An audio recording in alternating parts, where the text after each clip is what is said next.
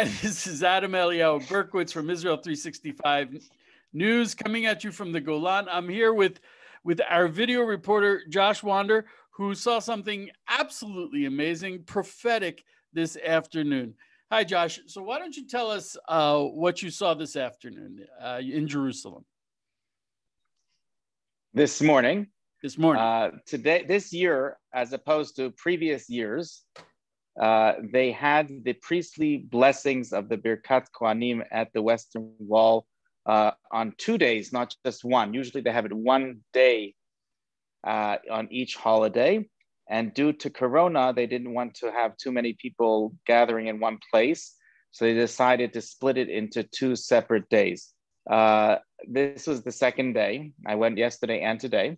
And yesterday, as you can see on the news article that was posted, we were on top of the roof, panning down at the crowd.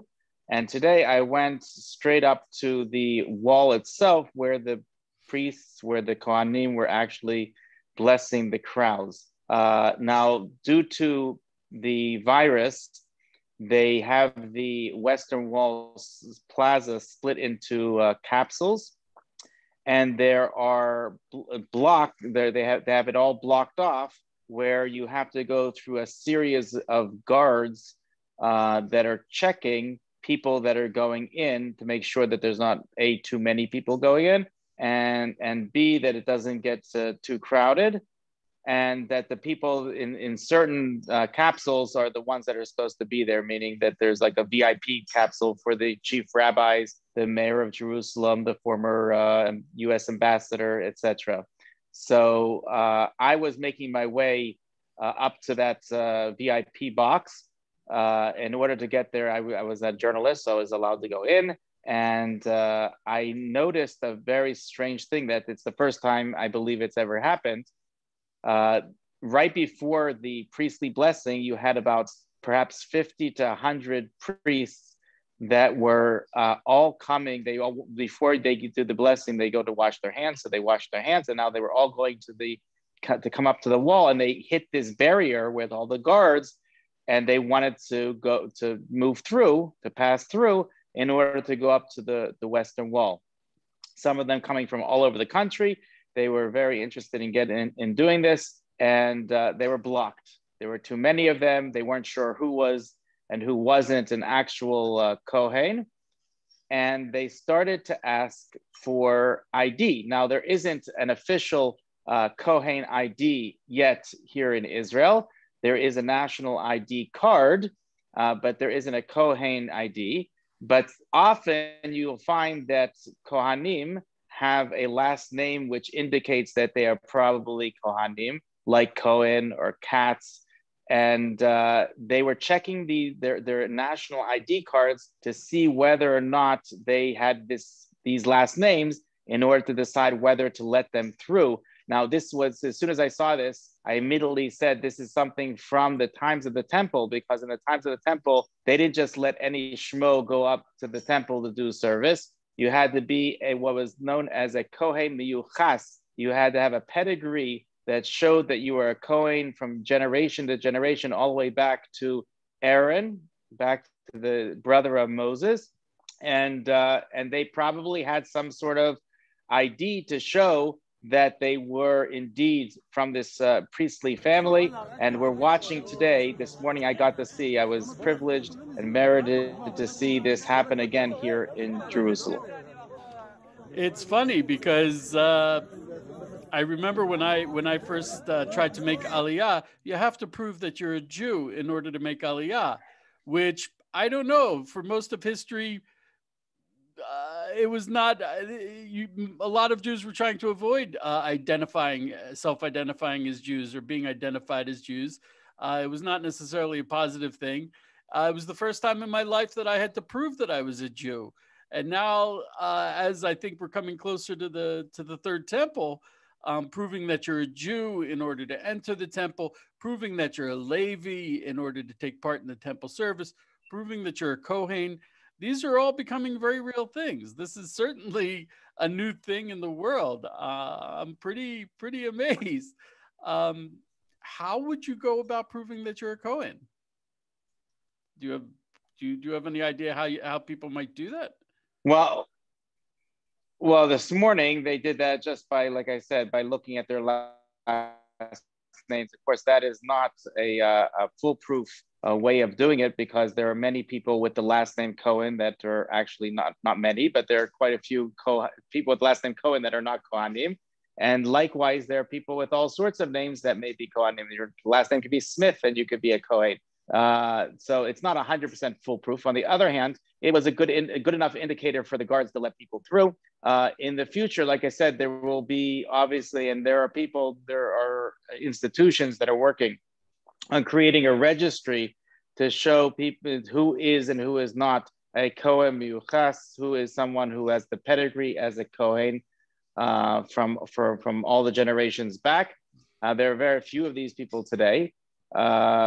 There also is, as you know, the famous Kohen gene that has been discovered through DNA. But again, that is not foolproof either. But there is a DNA which has been consistent throughout Kohanim around the world.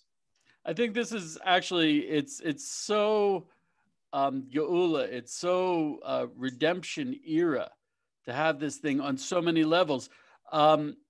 I frequently lock horns with people who say, oh, we're spiritually part of Israel, or spiritually, it's a horrible form of replacement theology.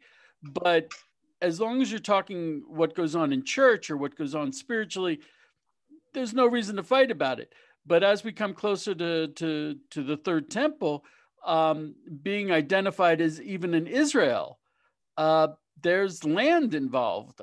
Jews have an inheritance in the land. There's how you're standing and where you can go into the temple. Here we have the Kohanim, which is actually, I think people don't understand that even without the Kohen gene, even without the registries, the Jewish people have been very strong about protecting the tradition of who is descended from a Kohen, who's descended from a Levi. These are things that are marked on the grave sites. There are restrictions involved. These are things that are very, very strongly protected traditions. So, and now they're and in temple times, they had guards. They had both guards that were Kohanim and guards that were Levites that were guarding the doors and making sure that people that were supposed to go in to different areas went in, and those that were not were blocked from doing so. They were warned from doing so. They were blocked from doing so. It's not only whether they're Kohen or a Levite or whether they're Jewish or not, but even amongst the Jews, there are people that were in a state of purity, and there are others that are in a state of impurity, and they were actually checked to make sure that they went to the ritual bath, the mikveh beforehand, and that they were in a state of purity before they were allowed to ascend into the temple. I even remember a story when I was growing up. One of the things about Kohanim is they're forbidden from marrying converts or divorced women. And I remember there was a man in our shul, in our synagogue, who was a Kohen, and he married a convert. And one of the things Kohanim do, even in the synagogue, is they go up and they give the priestly blessing in the synagogue. And after he married this convert, he was walking up to give the priestly blessing, and someone tapped him on the arm and said, "No." And it was shocking, because this was his family tradition that he had turned his back on. So up until now, the practical implications have been incredibly limited. But what you're seeing is a much more expanded, much more temple-oriented, I think a much more geula implication of the identity of a Kohen. And hopefully we'll see this expand to... Rabbi Nachman Kahana, who of course is a Kohen himself, always says that the greatest level of the commandment to honor your father and mother is shown by the fact that a person has remained a Kohen for generation to generation for thousands of years, they have respected their parents and they've respected their pedigree, and they've made sure to only marry the people that they're supposed to marry and not marry others that they're not supposed to marry. And that is the highest level of kibud av v'em, of honoring your father and mother, because they have kept this chain of tradition for so many years. Wow. Okay, we should merit seeing the temple very soon. Thank you so much, Josh. You're really, you are Zoche, you merit to see the amazing steps leading up to Geula every day from your balcony on the Mount of Olives and Har Zeitim. I am so impressed at how you're bringing it down to us. Thank you so much. Be blessed. Have an amazing Moedim L'Simcha. Oh, it's a pleasure. And an amazing holiday. And we will certainly be in touch. Thank you so much, Josh. And it's wonderful to hear. Thanks,